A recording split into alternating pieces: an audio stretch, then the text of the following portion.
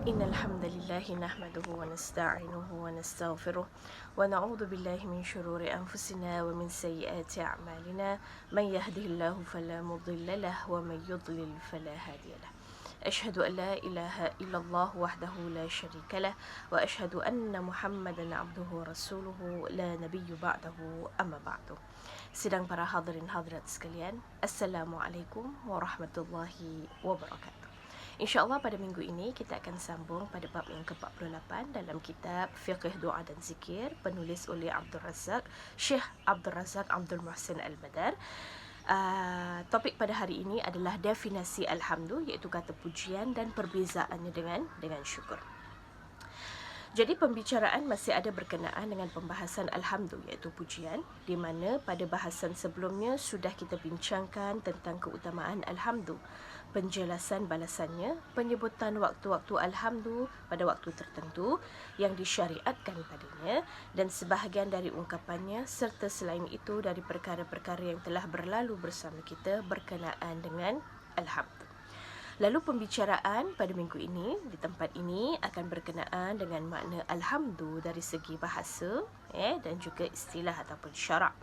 Perbezaan antara Alhamdu dan syukur serta perbezaan antara Alhamdu dan Al-Madhu, yang itu yang disanjung ataupun sanjungan.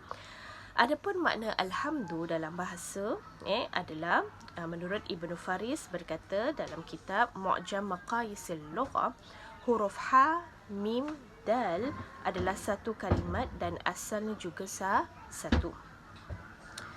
Menunjukkan kepada lawan dari celaan, dikatakan hamidtu fulanan, yakni aku memuji si fulan.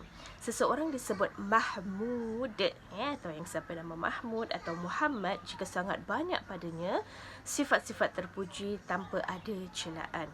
Berdasarkan apa yang disebutkan ini, Nabi kita Muhammad SAW diberi nama Muhammad, iaitu yang dipuji, yang terpuji. Jadi Al-Laits berkata, bila kita mengatakan Ahmad tu rajulan, yakni aku dapatkan dia itu terpuji.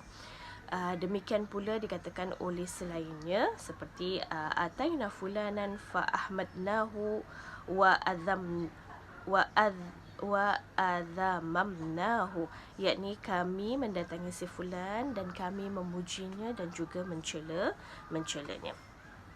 Dalam firman Allah, A'udzubillahi minasyaitonirrajim, wa mubasysyiran birasulin ya'ti min ba'di ismuhu Ahmad, yang membawa maksud memberi khabar gembira tentang kedatangan Rasul sesudahku yang namanya Ahmad, iaitu dalam surah As-Saff ayat 6. Di dalamnya terdapat peringatan bahawa beliau terpuji pada akhlaknya dan perbuatannya.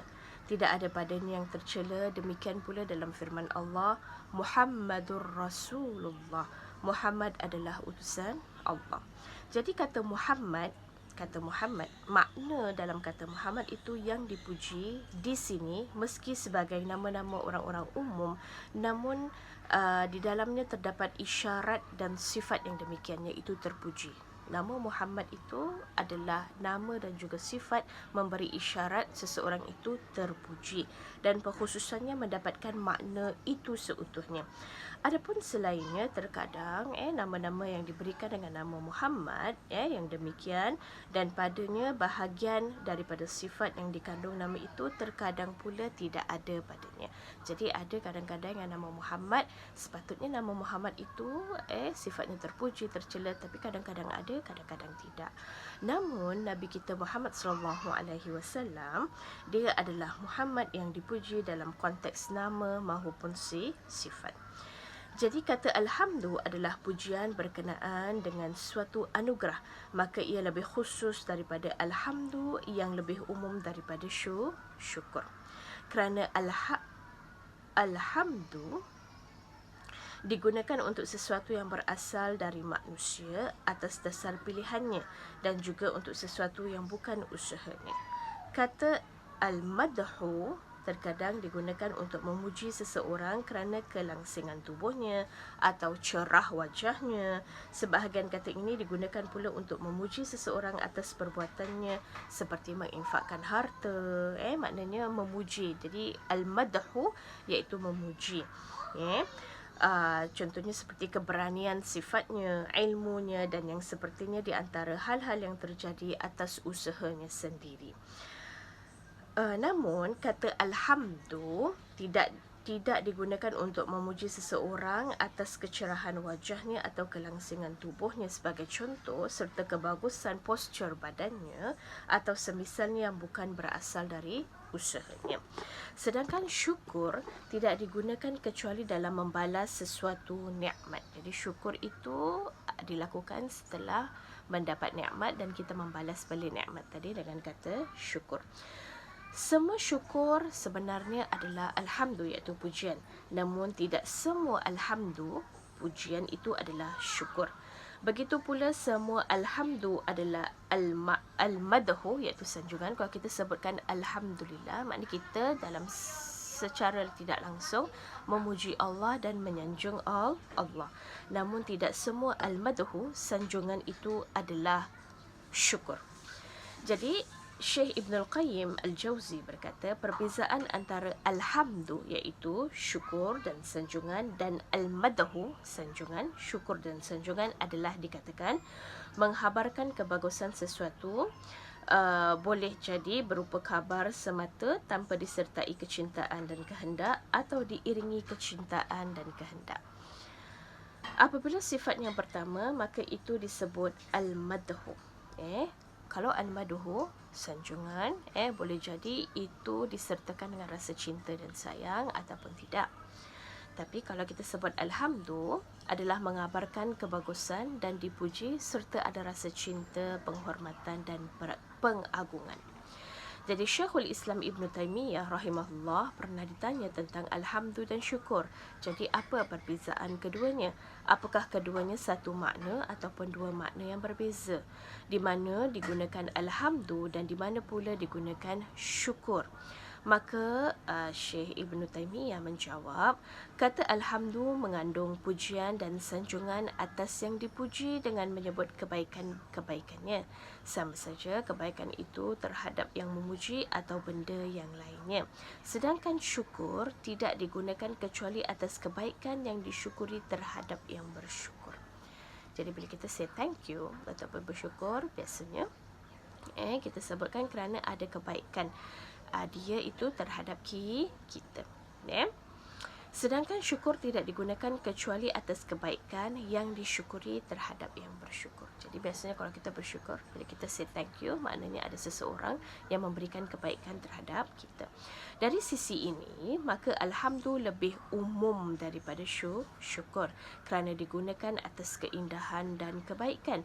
Sebab Allah Subhanahu Wa Taala itu dipuji kerana apa yang ada pada Allah dari asma dan sifatnya yang terindah dan perumpamaan tertinggi serta apa yang diciptakannya pada pengakhiran dan permulaan. Oleh kerana itu Allah berfirman dalam surah Al-An'am, Bismillahirrahmanirrahim, Alhamdulillahilladzi khalaqas samawati wal arda wa ja'ala adh-dhulumati wan nur. Segala puji bagi Allah yang menciptakan langit dan bumi serta menjadikan padanya kegelapan dan cahaya.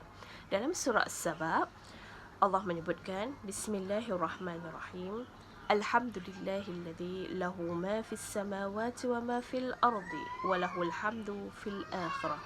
Segala puji bagi Allah yang miliknya apa-apa yang ada di langit dan apa-apa yang ada di bumi, dan baginya pujian di akhirat. Dalam surah Fatir ayat 1, Bismillahirrahmanirrahim, Alhamdulillahi fatiris samawati wal ardi جاعل الملائكة رسلا أولي أجنحة مثنى وثلاثة ورباع يزيد في الخلق ما يشاء. Segala puji bagi Allah pencipta langit dan bumi yang menjadikan malaikat sebagai utusan-utusan yang memiliki sayap-sayap 2, 3 dan 4. Dia menambahkan pada ciptaan apa yang dia kehendaki. Adapun syukur, sungguh ia tidak terjadi kecuali atas satu nikmat. maka ia lebih khusus daripada alhamdu dari sisi ini. Akan tetapi, ia mampu dilakukan dengan hati, tangan dan lisan. Seperti dikatakan, kenikmatan diberikan pada kamu dariku sebanyak 3. Maknanya kenikmatan diberikan kepada saya daripada kamu sebanyak 3. Tangan, lisan dan hati yang tak nampak. Oleh kerana itu, Allah berfirman, "I'malu ala Dawuda syukra." Yang membawa maksud, kerjakanlah wahai keluarga Daud kesyukuran. Jadi surah Sabah ayat 13. Sedangkan alhamdu hanya dilakukan dengan hati dan lisan. Maka dari sisi ini, syukur lebih umum dari sisi jenis-jenisnya. Sedangkan alhamdu lebih umum dari sisi sebab-sebabnya. Termasuk dalam hal ini, hadis Alhamdulillah adalah penghulu syukur. Barang siapa tidak memuji Allah, maka dia tidak mensyukurinya. Dalam As-Sahih, Nabi SAW menyebutkan, "Inna Allah la yarda 'anil 'abdi ay ya'kula al-aklata fayahmaduhu 'alayha wa yashraba asy-syarbata fayahmaduhu 'alayha." Yang membawa maksud, sungguh Allah redha dari si hamba bila makan makanan lalu memujinya atas makanan tadi dan minum minuman lalu memujinya atas minuman tadi. Demikian pernyataan baginda Muhammad sallallahu alaihi wasallam.